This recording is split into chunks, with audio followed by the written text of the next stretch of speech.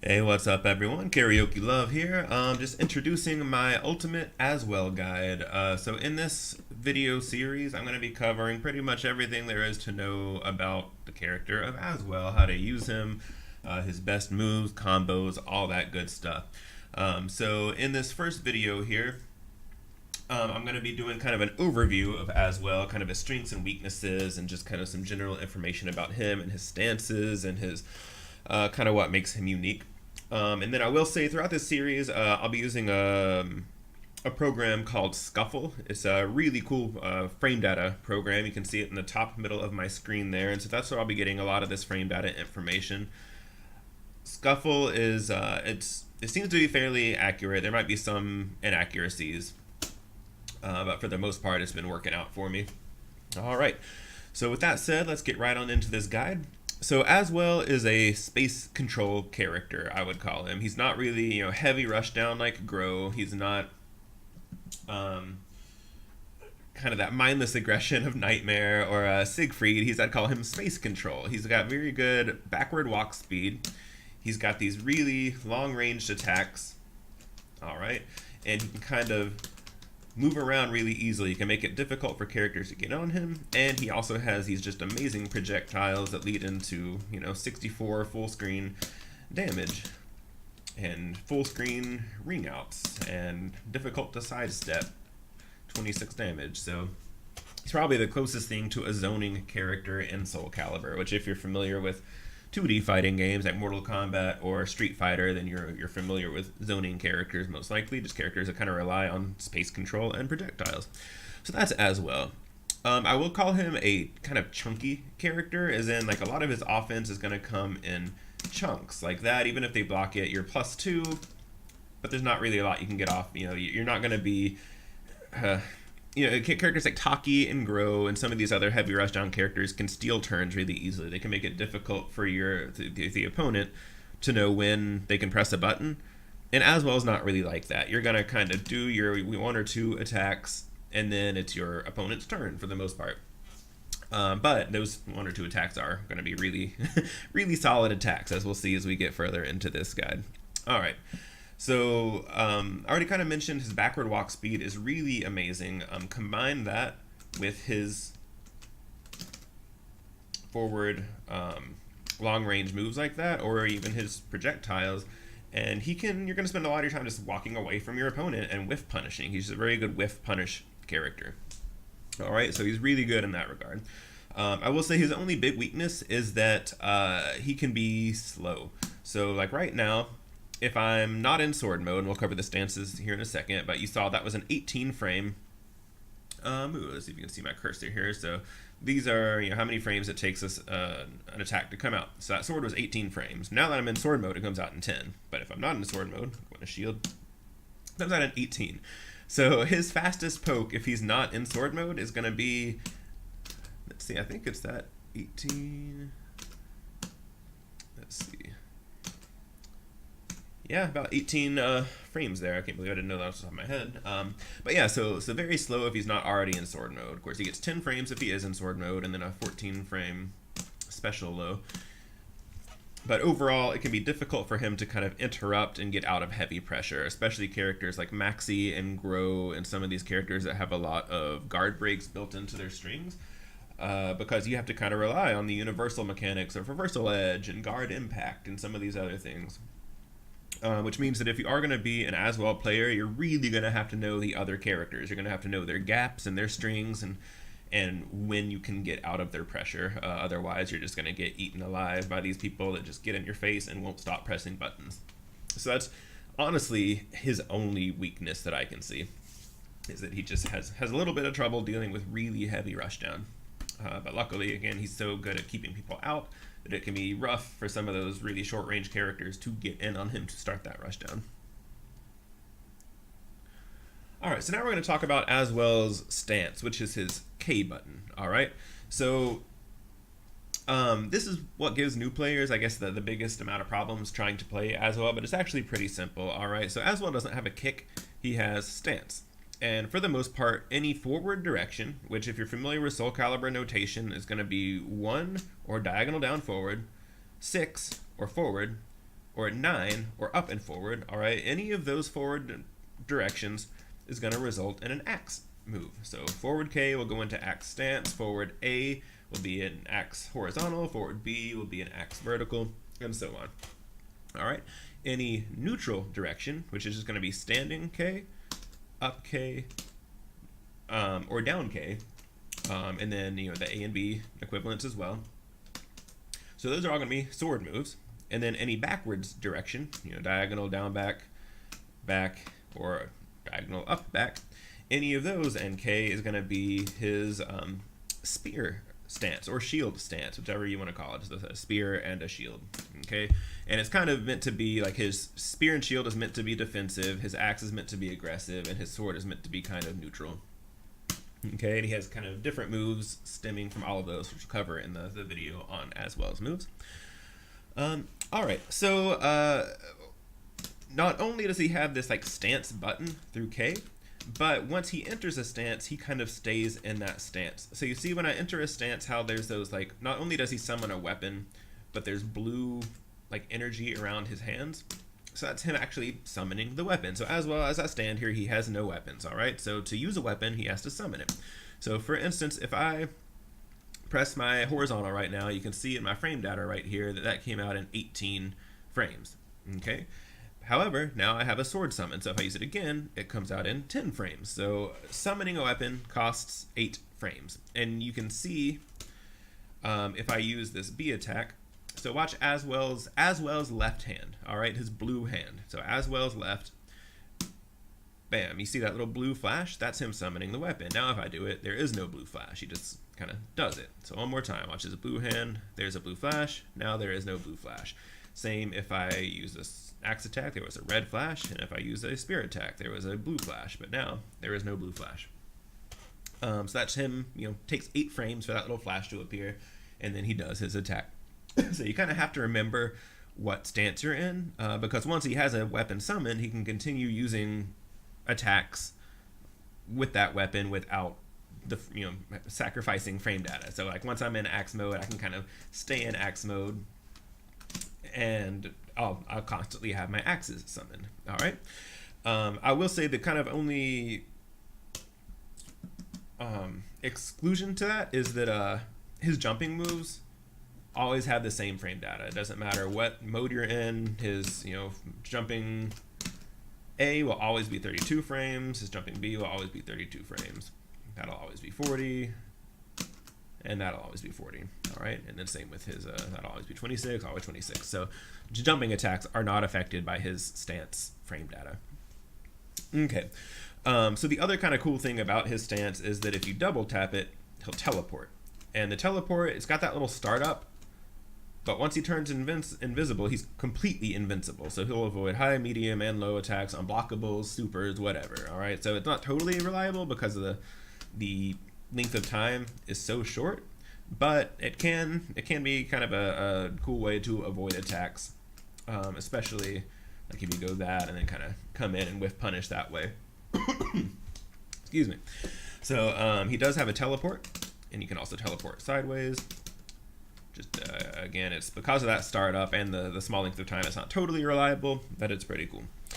So then the other thing is his axe stance is low profiling. He goes into a crouching state, and he will avoid high attacks. So any high attacks will totally whiff. If you press forward K and then K again, like forward K, and while you're holding forward, press K again. So forward, hold forward, press KK.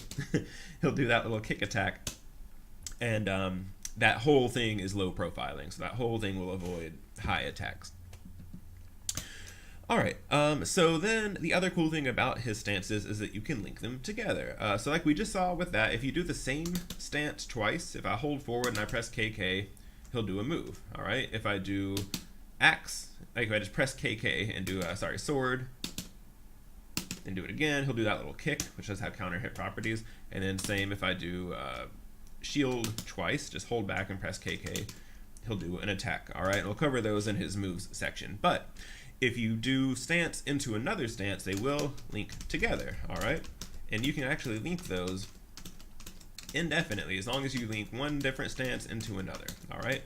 So the only big thing to remember is that any stance will link into any other, but all of the sword stances count as the same stance. So you can't do like neutral K into up K, or you'll get that kick. But otherwise, you can do like back K into up K, you can do back K into normal K, you can do back K into forward K, and keep going indefinitely. Okay, so this is a really good thing to practice, and we'll cover the why this is so good in his moves section. But basically, you can keep your opponent on their toes, because at any moment you could do that, you could do that, which I'm a little too far away from, or you can come into that awesome guard break, which is one of his best moves. All right, so stance linking is really important. So the other kind of crazy thing about his stance is, if that wasn't enough to keep in mind, is that it will change his A+B guard break. All right, so right now I'm in sword mode, or just neutral. Like if I start out the round, I start out in this kind of neutral mode where I'll get swords coming down. If I go into axe mode, I get access to one of his best attacks, which is this insanely ranged, crazy axe attack, does 40 damage. It's plus 12 on block. It's pretty crazy. All right, so and then if you go into shield mode, you get this one, which does have guard impact properties, and we'll cover that in his moves section as well, as far as what those guard impact properties are. But so just remember that going into different stances will affect your A+B guard break. You can also, so he has something called Almighty mode, which there are a few ways to get into it, which we'll cover in his moves section. But so right now I'm in Almighty mode, which means I have access to all of his attacks. All right, as soon as I use just a basic axe, spear, or sword attack, I'll leave Almighty mode. But for right now, I can use any of those attacks, and I'll get the +8 speed to my frame data. I'll subtract 8 frames from the startup of the move. And also have access to this insane A+B, which gives me the guard impact properties of shield plus the insane range of axe. It's +8 on block. You get that knocked down. It's really cool. All right. And so finally, the other weird thing about his A+B, the cool thing I should say, is that it can be canceled, and it can actually be canceled pretty late. Let's see. Basically, as long as his hands are in the air, you can cancel it. All right.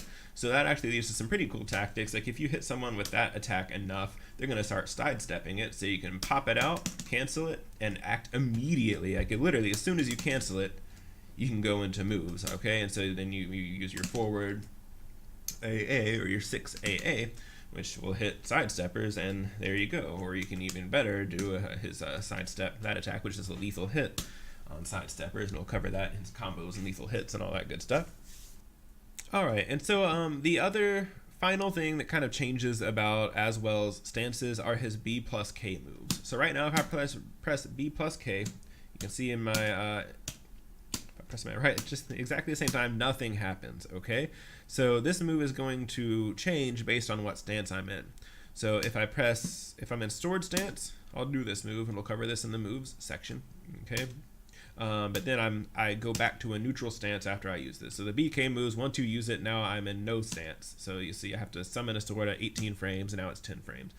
So this will kind of exit your stance when you use these moves. But so sword stance does that. It's a pretty cool projectile, but you have to be careful because it doesn't go full screen, and he doesn't go as far as it does. So you can end up in a situation where it'll hit the opponent, but you don't get anything off of it. Okay, and I'll cover this in the moves section more in depth. In axe mode, this is one of Azwel's most feared moves, and it has pretty good range. So all right there, you can nick your opponent on the toe and do 60 damage like nobody's business. All right, everyone hates that move. It's -20 on block, so you can get punished pretty heavily for doing it. But yeah, so that's that move. I mean, there's not much else to say about that. And then finally, in shield mode, he's got that guy right there. Okay. It does have guard impact properties, does pretty decent damage, and I'll cover it more solidly in the moves section. And then finally, if he is in Almighty mode, it's kind of weird. You have to press forward A+B to do axe. You can just press A+B neutral to do sword, and then if you press back A+B, you will do spear. But yeah, so that about covers his stance and his A+B and his stance linking and all that cool stuff. All right. So the other thing, let's see, that kind of makes Azwel unique is his reversal edge K. All right, so again, Azwel doesn't have a kick. Like it's just a stance. All right, and so if you go into a reversal edge and you press K, let's see. Let's go ahead and do it. So I'm going to press K. So you see how he disappears and avoids the attack, and now I'm kind of at an advantage. I can throw, I can attack, I can do some other things. All right, so it basically allows him to completely avoid any kind of A, B, or K attack. The downside is that it will lose to any directional attack. So if your opponent does press, do a reversal edge, forward, backward, up or down, Azwel will come out of his teleport and be at a severe disadvantage, and they'll be able to kind of take you out of that. All right. The other thing you have to watch out for is when Azwel does use that K teleport reversal edge, it'll only avoid the first part of the attack. So there are some reversal edges like Cervantes, where he strikes and then shoots a bunch of times with his gun. Well, you kind of have to hold those follow-up attacks. He's gonna shoot with his gun a bunch, and your teleport is over, so you have to just block it. All right, so it's kind of a mixed bag. It can get you out of trouble, but you do have to be really careful using it and be aware that it's not going to protect you from follow-up attacks. All right, and then so finally, just I will cover his one unblockable attack is 214 A plus B, which is a quarter circle back A plus B. You can see my inputs at the bottom of the screen there. So that's really his one unblockable. Let's see, just like a lot of unblockables, it can be guard canceled as well, and it can be guard canceled pretty late. All right. The other cool thing about it is that it does lead to a full combo, so you can get a good 79 damage off of his unblockable, which is pretty cool. All right. So the final thing we're going to talk about with Azwel's overview is his soul charge. All right. So we kind of already covered his stances, adjust his frame data. Like if I'm in shield mode and I try to use a sword mode, sword attack, it comes out in 18 frames, as you can see right here. All right, 18 frames. But now that I'm in sword mode, if I use it, it comes out in 10 frames, so 8 frames faster. So when Azwel is in soul charge, he has access to all of his moves. That comes out in 10, that comes out in 14, that comes out in 28, as opposed to the slower variations. All right, so all of his moves are faster. All right, that also means that he has access to his crazy good guard impact high ranged A plus B. All right, and then it also alters the properties of a couple of his moves. Let me see here.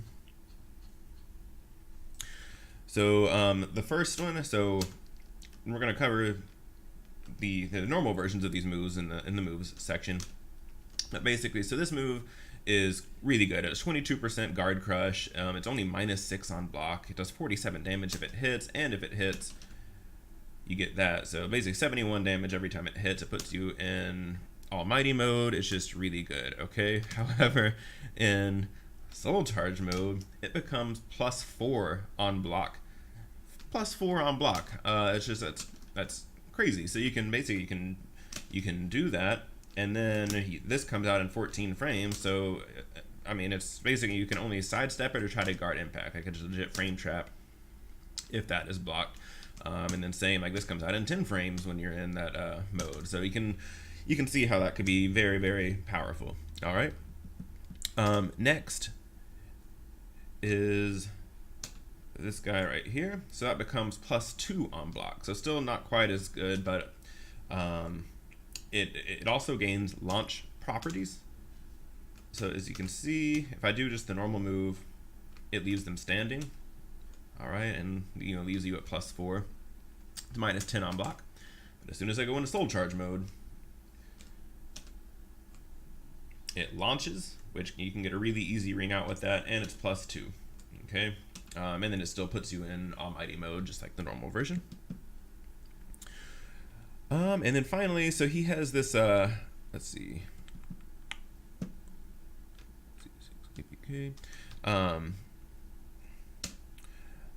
Okay, and then he has this crazy move right here. This 8 A plus B. All right, it's kind of just a weird -22 on block. Doesn't it does 31 damage, which I guess is pretty good, but it's a very, very strange move. However, if I go into Soul Charge, bam, look at that hitbox. It knocks down. Let's see, I think you can get a, yep, so that, so 61 damage from that, all right? So Soul Charge, 8 A plus B, is just really good. The other crazy thing about it is that it will launch after, like when your opponent is in that kind of knockdown state, or that stun state. So like if you hit with that, and then go into that, it's gonna launch, and you can get some good follow-ups from that. You can technically ring out with it. And we'll cover some of his Soul Charge combos that are based on that in the combo section. But yeah, and so really that is about it for this Azwel overview.